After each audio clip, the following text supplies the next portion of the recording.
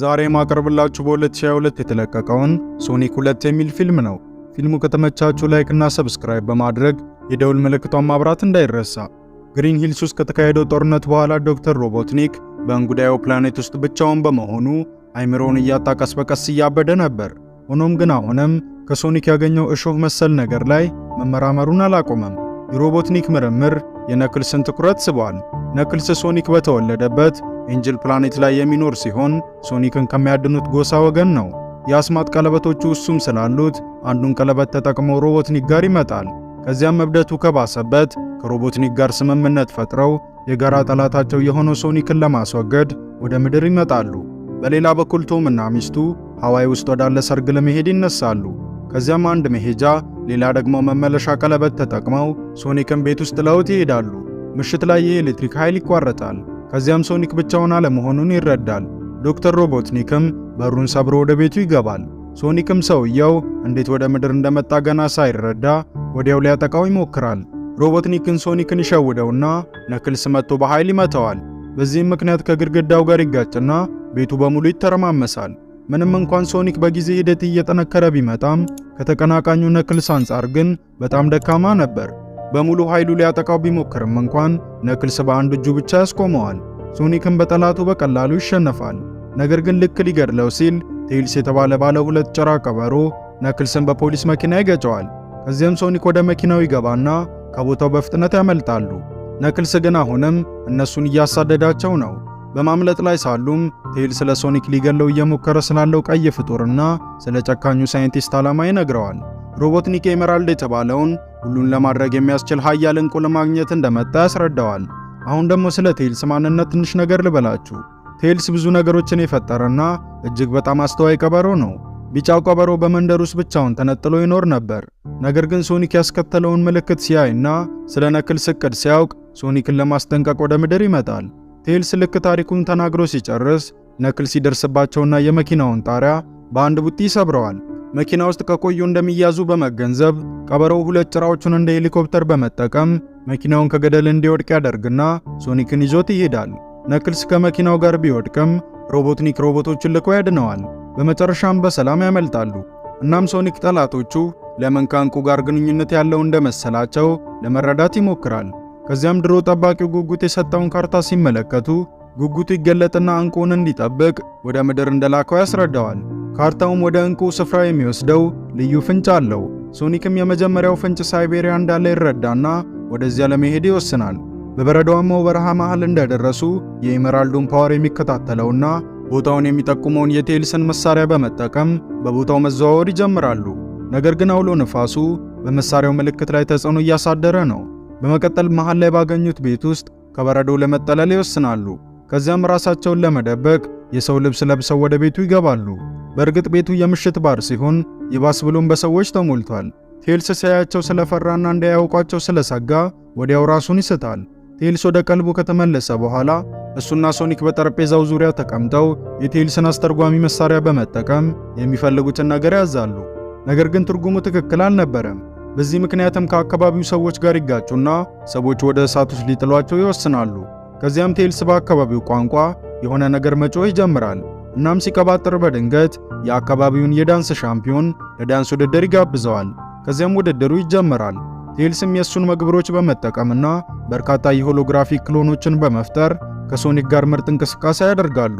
ከዚያም የዳንስ ውድድሩን ያሻንፉና ምሽቱን እዛ እንዲያድሩ ይፈቅዱላቸዋል። ጠዋት ላይ ሁለቱም ጉዟቸውን ይቀጥላሉ። ለረጅም ሰዓታት በበረዶማ ሜዳዎች ላይ ከተጓዙ በኋላ ካርታው ላይ ወዳለ ዋሻ ይደርሳሉ። አንዳንድ እንቆቅልሾችንም ከፈቱ በኋላ ወደ ኤመራልዱ የሚወስደውን ኮምፓስ ያገኙታል። ነገር ግን ዕቃውን እንዳገኙ ሮቦትኒክ ወደ ቦታው ይደርስና ሁለቱ ላይ መተኮስ ይጀምራል። ነገር ግን ሶኒክ ሚሳኤሎቹን ወደ ነክልስ ይመልሳቸዋል። ነክልስም ከመፈንዳታቸው በፊት ያመልጣል። በፍንዳታው ምክንያትም የበረዶው ዋሻ መፈራረስ ይጀምራል። ሶኒክ እና ቴይልስ በፍርስራሹ ላለመቀበር በፍጥነት ወደ ውጭ ይወጣሉ። በመቀጠል ቴይልስ በጭራው ሲበር፣ ሶኒክ ደግሞ መንሸራተቻ ይጠቀማል። ድሮኖቹና ነክልስም ሶኒክን ያሳደዱታል። ሶኒክም በድጋሚ ሱፐር ፓወሩን ተጠቅሞ ነገሮች ስሎው ሞሽን እስኪመስሉ በፍጥነት በአየር ላይ እየዘለለ ድሮኖቹን እርስ በርስ አታክሶ ያጠፋቸዋል። ሆኖም ግን ነክልስ ሶኒክን ከኋላው ይከተለዋል። ጥቂት ከሮጡ በኋላም የገደል ጫፍ ላይ ይደርሳሉ። ሶኒክ ወደ ገደሉ ለመውደቅ ቢቃረብም አልወደቀም። በዚህ መሃል ግን ቀለበቶቹን የያዘው ቦርሳ ይወድቅና ቀለበቶቹ በሙሉ ይበተናሉ። እናም ሶኒክ ከነክልስ ጋር ይጋፈጣል። ይህ በእንዲህ እንዳለ ቴይልስ ይመጣና ከፈጠራዎቹ አንዱን በመጠቀም ነክልስን እንዳይንቀሳቀስ ያደርገዋል። ሶኒክም እድሉን በመጠቀም ቴይልስ ኮምፓሱን ወደ አሜሪካ እንዲወስደው ይወረውርለታል። እሱ ደግሞ ጠላቶቻቸውን ወደ ኋላ ለማስቀረት ይወስናል። ነገር ግን ዶክተር ሮቦትኒክ ከቴይልስ ቀድሞ ኮምፓሱን ይወስደዋል። በመሃልም ቴይልስ ስለተመታ ራሱን ይስታል። አሁን የሚፈልጉትን ስላሳኩ ሳይንቲስቱና ነክልስ ዕንቁን ለማግኘት ኮምፓሱን መከተል ይጀምራሉ። በሚሳኤሎቹ ምክንያትም የበረዶ መንሸራተት ይከሰታል። አሁን ሶኒክ ቀለበቶቹ ስለጠፉ ከበረዶው ለማምለጥ ቴይልስን ይዞ መንሸራተት ይጀምራል። በመቀጠልም ቶም ጋር ይደውልና እሱ ጋር ያለውን ቀለበት እንዲጠቀምበት ይነግረዋል። ቶምም የሁኔታውን አጣዳፊነት አውቆ በዝግጅቱ መሃል የፖርታል በሩን ይከፍትላቸዋል። ነገር ግን የፖርታሉ በር እነ ሶኒክ ከወጡ በኋላ ቶሎ ባለመዘጋቱ የሰርጉ ቦታ በበረዶ ይሞላል። በዚህ ምክንያትም የሰርጉ ዲኮር ይበላሻል። እንግዶቹም ቢሆኑ በበረዶ ይሸፈናሉ። ከዚያም ሶኒክ ቴይልስን ከበረዶ ለማውጣት ሲሞክር በመያዣ መረብ ይያዛል። ሰርጉ በጠቅላላ ቶምንና ሶኒክን ለመያዝ የተደረገ ወጥመድ ነበር። ቶም ከታሰረ በኋላ የማዲ እህት ልጅ የቴይልስን ቦርሳ አግኝታ ለማዲ ትሰጣታለች። ማዲም ከእህቷ ጋር በመሆን ባሏን ለማዳን የቴይልስን ፈጠራ ለመጠቀም ትወስናለች። በመቀጠል እነ ቶም ወደ ታሰሩበት ሆቴል ተደብቀው እየገቡ እያለ አንዱ ጠባቂ ያገኛቸውና እንደሚያስራቸው ያስፈራራቸዋል። ማዲም የቴይልስን የሚያበር ፈጠራ ተጠቅማ ሰውየውን ያልፉታል። ሌሎች ብዙ ጠባቂዎችንም ካለፉ በኋላ ሶስቱንም ነፃ ያወጣቸዋል። በመጨረሻም ነክልስና ሮቦትኒክ ኮምፓሱ የሚጠቁመውን ደሴት ያገኙታል። እንደደረሱም ኮምፓሱን በመጠቀም መተላለፊያ ደረጃ ነገር ያዘጋጃሉ። ሊያስቆማቸው የሚችለው ሶኒክ ብቻ በመሆኑ ሙሉ ፓወሩን በመጠቀም ቦታውን እስከሚያገኘው ድረስ በውቅያኖሱ ላይ በፍጥነት መሮጥ ይጀምራል። ሮቦትኒክና ነክልስ በበኩላቸው ብዙ መሰናክሎችን አልፈዋል። የመጨረሻውን መሰናክል ካለፉ በኋላም ኤመራልዱ ጋር ይደርሳሉ። ሮቦትኒክም ከዚህ በኋላ ነክልስ ስለማያስፈልገውና ዕንቁን ብቻውን ለመውሰድ ሲል ነክልስን ለማስወገድ ይወስናል። ሆኖም ሶኒክ ሮቦትኒክን ከጣሪያ ወድቆ ያስቆመዋል። ኤመራልዱ ጋር ለመድረስ ትንሽ ሜትር እየቀራቸው ሁለቱ የኤንጅል ፕላኔት ተቀናቃኞች የመጨረሻ ፍልሚያቸውን ይጀምራሉ። ምንም እንኳን ሶኒክ መጀመሪያ ላይ ቢደበደብም አሁን ግን የበለጠ ቆርጦ ተነስቷል። እነሱ እየተደባደቡ እያለም ዶክተር ሮቦትኒክ አጋጣሚውን ተጠቅሞ ወደ ኤመራልዱ ይቀርብና ለማንሳት ይሞክራል። በዚህ ጊዜ ነክልስ ድብድቡን ያቆምና ስምምነታቸው ይህ እንዳልነበር ይናገራል። ሮቦትኒክ ግን እምነት የሚጣልበት እንዳልሆነ ባለማወቁ ነክልስ ላይ ይሳለቅበታል። ከዚያም ኤመራልዱን ሲነካው ከፍተኛ ኃይል ይወጣውና ቦታው በሙሉ በመፈራረስ ውሃው ወደ ውስጥ መግባት ይጀምራል። ሶኒክም ከቦታው ለማምለጥ ወደ ውጪ ይሮጣል። ነገር ግን ነክልስ በድንጋይ ተመቶ እየሰመጠ እንደሆነ ሲመለከት ሊረዳው ተመልሶ ያግዘዋል። ከዚያም ነክልስ ወደ ላይ ይወጣል። ሶኒክ ግን መዋኘት ስለማይችል እዛው ሰምጦ ኦክሲጅን በማጣቱ ወዲያው ራሱን ይስታል። ነክልስም በተራው ሊረዳው ይመለስና ሶኒክን ወደ ደሴቱ ያወጣዋል። ደሴቱ ላይ ሶኒክ በሳይንቲስቱ የተከዳው ነክልስን በተደጋጋሚ ሊያጽናናው ይሞክራል።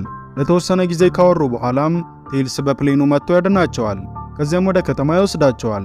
ሁሉን ማድረግ የሚያስችል ፓወር ያገኘው ዶክተር ሮቦትኒክ በሚስጥራዊ የምርምር ጣቢያ ውስጥ እያለ ታንክና ሁሉንም አይነት መሳሪያ በያዙ የሀገሪቱ ወታደሮች ይከበባል። ቢሆንም ግን አሁን ትልቅ ፓወር ስላለው የከተማውን ተሽከርካሪዎች በሙሉ በመቆጣጠርና ብረቶችንም በመጠቀም በአይምሮ ኃይል ሊቆጣጠረው የሚችለውን አንድ ግዙፍ ሮቦት ይሰራል። ወታደሮቹም ግዙፉን ሮቦት ሲመለከቱ ከተማዋን ለቀው ለመውጣት በፍጥነት ማፈግፈግ ይጀምራሉ። በመጨረሻ ሶስቱ ማለትም ሶኒክ፣ ነክልስና ቴይልስ ወደ ከተማዋ ይደርሳሉ።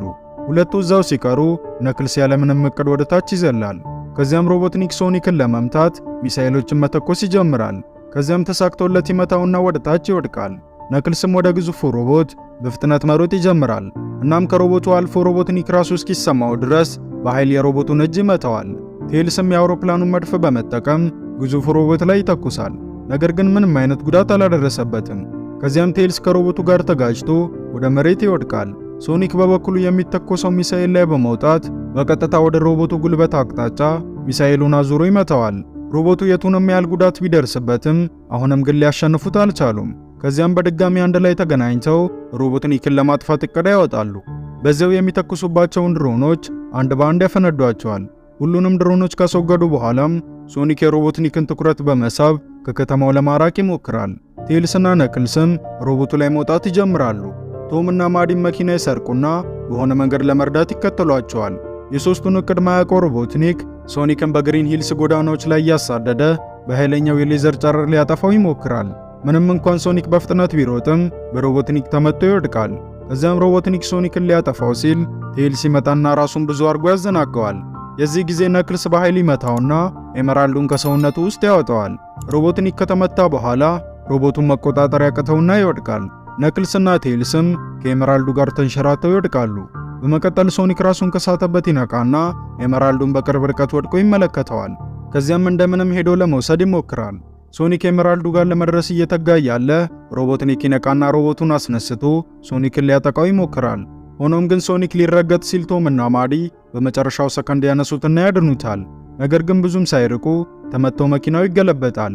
ከዚያም ሶኒክ ሮቦትኒክን ለማሸነፍ የኤመራልዱን ፓወር ለመጠቀም ይወስናል። ነገር ግን ኤመራልዱ በነክልስ ምት ምክንያት ተሰነጣጥቋል። ሮቦትኒክም ይመጣና ሶስቱንም ለማጥፋት በዙሪያቸው እሳት ያነድባቸዋል። በሌላ በኩል ከኤመራልዱ የወጡት 7 ስብርባሪዎች ለሶኒክ ምላሽ በመስጠት ከሶኒክ ፓወር ጋር መቀላቀል ይጀምራሉ። ከዚያም ሶኒክ በጣም ኃይለኛ ይሆንና ወደ ወርቃማነት ይቀየራል። በአዲሱ ሜጋ ፓወሩም የሮቦቱን አንገት ይቆርጠዋል። ሮቦትኒክም ሶኒክን በማዘናጋት በቦክስ ሊመታው ይሞክራል። ሶኒክ ግን የሮቦቱን ቡጢ ምንም አይነት እንቅስቃሴ ሳያደርግ በአንድ እጁ ብቻ በቀላሉ ያስቆመዋል። ከዚያም የሮቦቱን ሁለቱንም እጆች አውድሞ ሮቦቱን በቅጽበት ያጠፋዋል። በመጨረሻም ሶኒክ ሮቦትኒክን ለአንዴና ለመጨረሻ ጊዜ ያሸንፈዋል። ድብድቡ ካለቀ በኋላ ሶኒክ 7ቱን ትንንሽ ኤመራልዶች ይለቃቸዋል። ነክልስም ስብርባሪዎቹን እንደገና አንድ ላይ ይጠግናቸዋል። ከሶኒክና ቴይልስ ጋር በመሆንም በቀሪው የህይወት ዘመናቸው ኤመራልዱን ለመጠበቅ ቃል ሲገባቡ ፊልሙ ያልቃል።